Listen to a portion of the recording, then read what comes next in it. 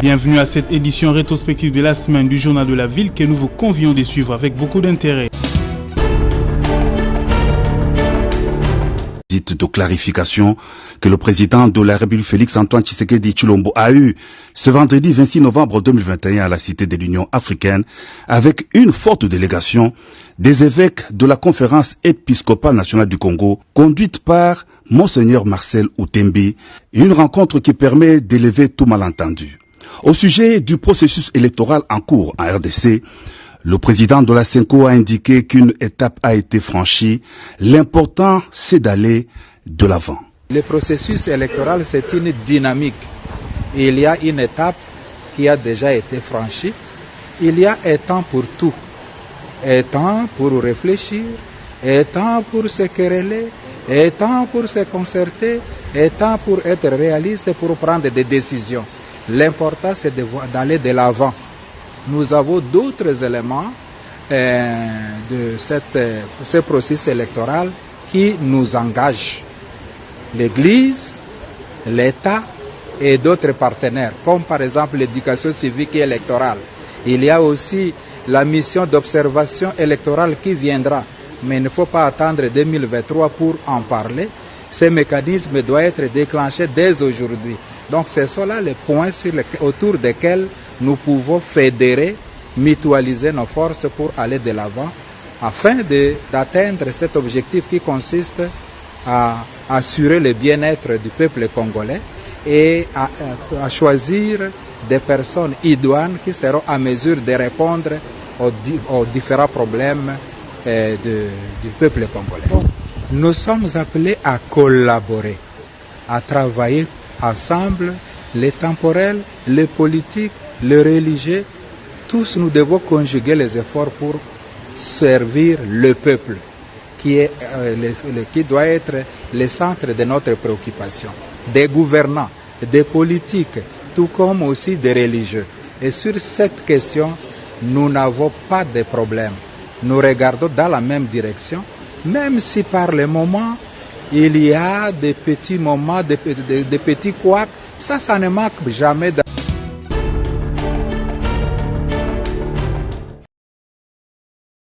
L'insécurité dans l'Est de la République démocratique du Congo et l'état de siège décrété par le président de la République, une délégation de la société civile de l'Ituri, Nord Kivu, Sud Kivu, Tanganyika, Grand Katanga et Maniema est ici à Kinshasa pour rencontrer les autorités du pays pour leur parler de vive voix la situation qui prévaut dans leurs provinces respectives.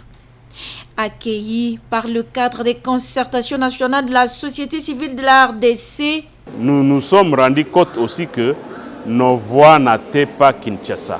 C'est comme ça que vous nous voyez avec la délégation qui nous entoure pour venir rencontrer les autorités de ce pays, leur parler de vive voix de la situation que nous vivons à l'Est et demander qu'ils s'impliquent activement pour arrêter une fois pour toutes cette souffrance des AFA. Ça fait maintenant plus de 2 décennies que nous sommes dans une situation d'insécurité récurrente. Et quand on avait décrété l'état de siège, c'était pour nous un salut. Et on croyait que c'était un ouf de soulagement pour quitter ces misères. Mais 6 mois après, nous continuons à enregistrer le même affre. Et là, on s'est dit qu'il est temps que les autorités puissent rectifier les tirs. Danibo Singoma, coordonnateur des cadres des concertations nationales de la société civile de la RDC, s'est dit préoccupé par cette démarche et va mener des plaidoyers auprès des autorités du pays pour que ces différentes délégations soient accueillies. Nous invitons l'ensemble des acteurs de la société civile, que ce soit de la ville de Kinshasa, du pays et de l'ensemble de toutes les provinces, à soutenir la démarche de nos collègues. C'est l'occasion pour nous de demander à nos autorités, de demander à nos députés, de demander à la coopération internationale d'accueillir nos collègues afin qu'ils leur expliquent ouvertement ce qui se passe là-bas. Nous, en tant que cadre de concertation nationale, nous ne pouvons pas porter directement la voix de ceux qui peuvent parler eux-mêmes. D'où nous, notre rôle, c'est de les accompagner, de les soutenir dans cette démarche, afin qu'ils soient les porte-parole et les témoins directs de ce qu'ils sont en train de vivre. Tout ce que souhaite le cadre des concertations nationales de la société civile, c'est de voir les populations de ces différentes provinces touchées par l'insécurité vivre dans la paix.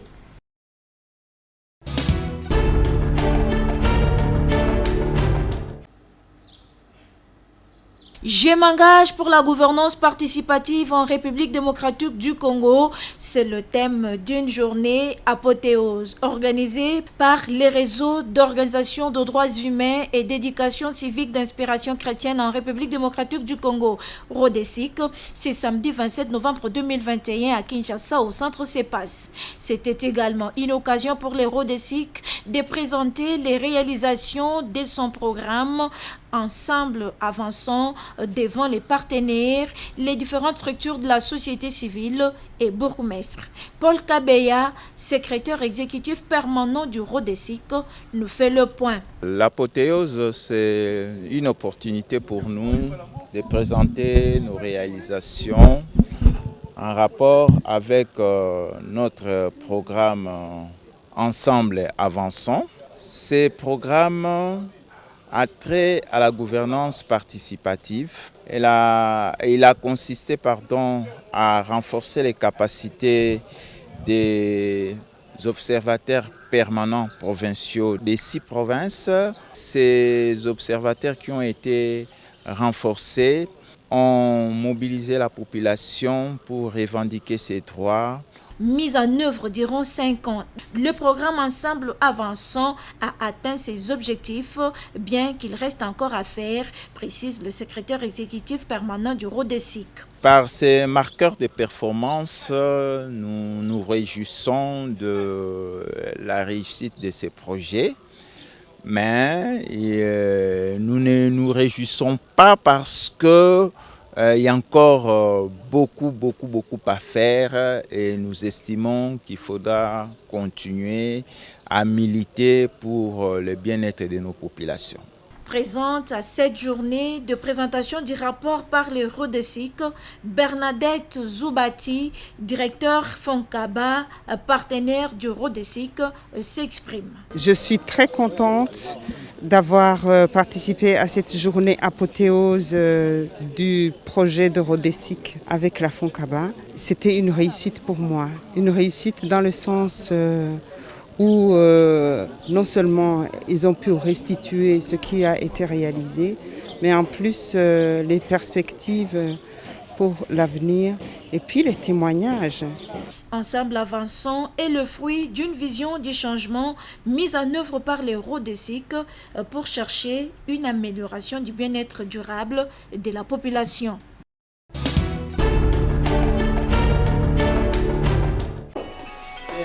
Un crime de plus en République démocratique du Congo, c'est l'intitulé du communiqué de presse rendu public ce mercredi 24 novembre 2021 par la synergie des ONG de la société civile congolaise œuvrant dans la lutte contre la corruption, publié suite à la dénonciation des détournements d'au moins 138 millions de dollars américains des caisses de l'État par l'ancien président et sa famille avec la complicité de la BG-FIBank en RDC. Le RESIC, l'AETA, l'ODEP, l'OCIDC et le collectif 24 sont les signataires de ces communiqués intitulés Un crime de plus en RDC. Raison pour laquelle la synergie des ONG de la société civile recommande au président de la République de saisir la balle au bond afin de mettre fin à l'impunité des crimes économiques tels que celui-ci sous examen. Cela renforcera la lutte pour la bonne gouvernance et l'amélioration des conditions de vie de la population, ainsi que la concrétisation du slogan « Le peuple d'abord ». De prendre toutes les dispositions nécessaires au renforcement du système de contrôle des finances publiques à travers des réformes idoines afin d'éviter que ni vous, ni vos proches ne tombent dans les détournements. D'instruire illico presso la justice de se saisir de ces dossiers afin d'ouvrir une information judiciaire qui doit déboucher sur des enquêtes crédibles.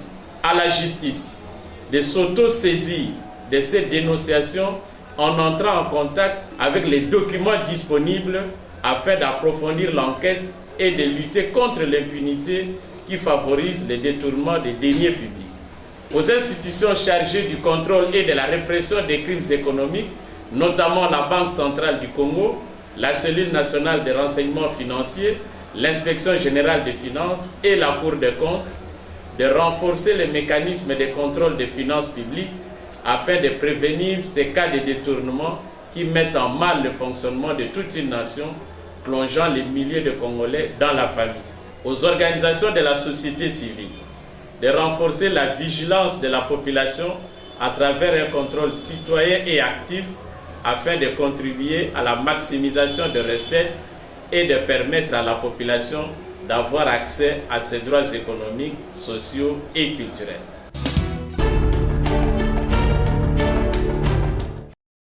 Non-paiement des rétrocessions de 3 mois des agents des régies financières, l'intersyndicale des régies financières de la République démocratique du Congo, DGI, DGDA, DGRAD, monte au créneau en donnant un ultimatum de 72 heures au gouvernement congolais pour les paiements de ces 3 mois de rétrocession. Au cas contraire, plusieurs actions seront organisées dans toutes les régies financières de la RDC jusqu'à obtenir gain de cause. Fidèle Kiyangi Matangila, au cours d'un point de presse tenu ce vendredi 26 novembre 2021 à Kinshasa. L'intersyndicale des régies financières informe l'opinion tant nationale qu'internationale que les agents des régies financières en ont marre. Ils ne savent plus supporter. Depuis le mois de septembre, les agents des régies financières ne sont pas payés. La loi qui organise ces 3 régies financières a prévu une rétrocession de 5% à chacune des régies pour motiver ceux qui s'occupent de la récolte des recettes. Malheureusement, chaque fois, il faut que l'intersyndicale intervienne pour que le gouvernement paye les régies financières. Pour l'intersyndicale de régie financière, trop c'est trop. Nous pensons que trop c'est trop. Nous donnons au gouvernement, mieux nous pouvons dire, 72 heures pour appuyer les rétrocessions du mois de septembre, octobre et novembre. Passé ces délais, l'intersyndicale des régies financières se verra dans l'obligation de tenir des assemblées dans les 3 régies financières et se mettre à la disposition des agents pour la suite à réserver. Il tient de rappeler que les agents des régies financières réclament leur paiement du mois de septembre, octobre et novembre.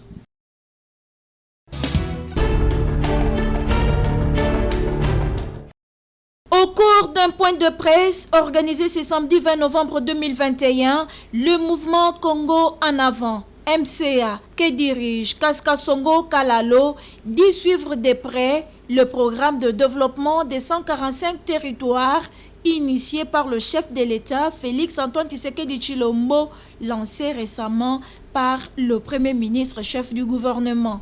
Conformément à l'innovante vision du développement de la RDC du mouvement Congo en avant, qui consacre le développement de notre pays à partir de la base, dont notamment nos territoires, ce programme rentre parfaitement dans la vision du MCA et nous nous en félicitons.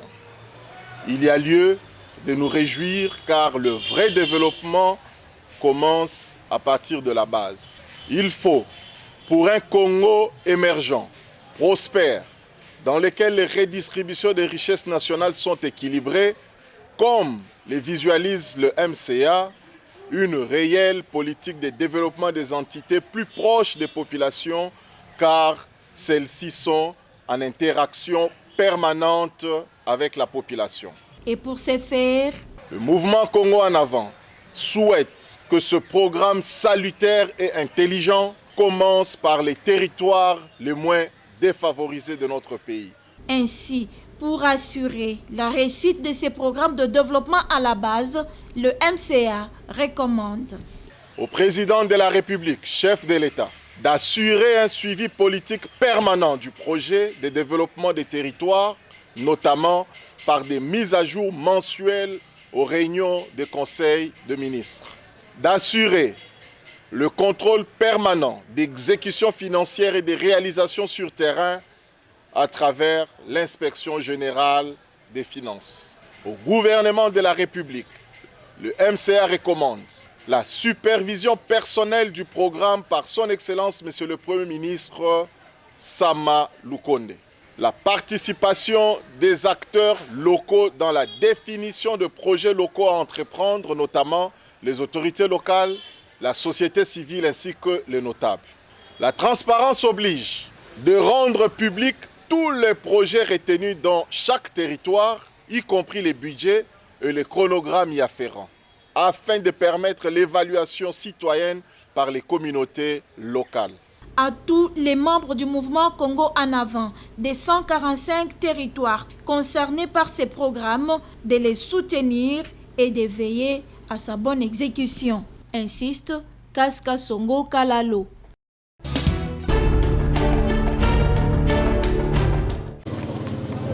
Les pluies diluviennes qui s'abattent dans la ville-province de Kinshasa ne cessent de provoquer des dégâts et des inondations. Par exemple, ici à Kimbanteke, précisément sur l'avenue Mobutu, les habitants, conducteurs des véhicules et motos souffrent à cause des eaux de pluie remplies sur cette avenue par manque de canalisation.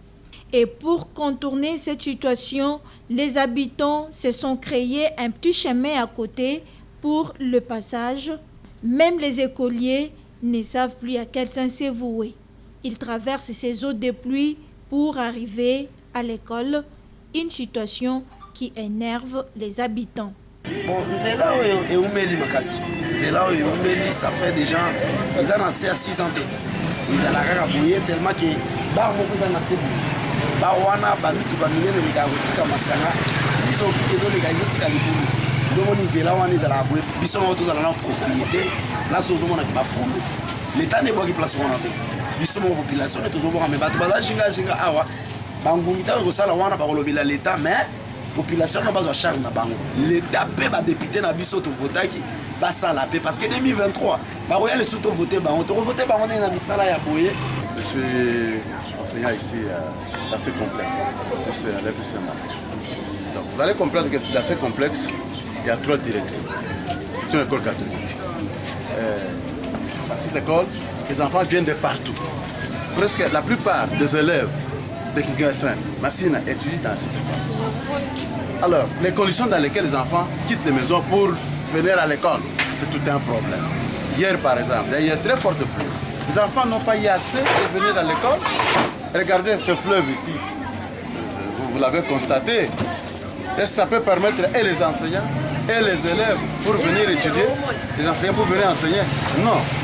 Mais nous avons des mandataires déjà que nous avons envoyés à l'hémicycle pour nous défendre.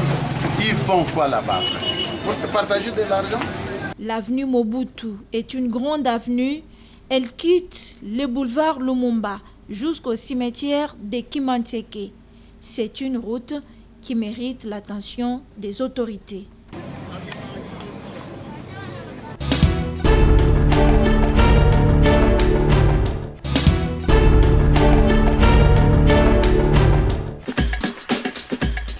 Fin de cette session d'information rétrospective. Merci de l'avoir suivi et déjà bon début de semaine à tous.